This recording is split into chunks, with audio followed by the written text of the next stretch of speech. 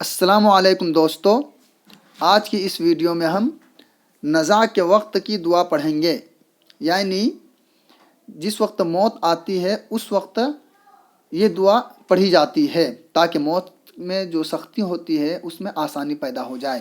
آئیے ہم دیکھتے ہیں دعا کون سی دعا ہے۔ اللہم اعنی علی غمرات الموت و سکرات الموت۔ پھر سے ایک مرتبہ ہم یہ دعا پڑھیں گے۔ اللہم اعنی علی غمرات الموت و سکرات الموت۔ یہ دعا اگر ہم موت کے وقت پڑھیں گے تو موت کے وقت جو سختیاں ہوتی ہے، جو پریشانی آتی ہے، اس پریشانی سے ہم نجات پا جائیں گے۔ اب ہم ترجمہ پڑھیں گے۔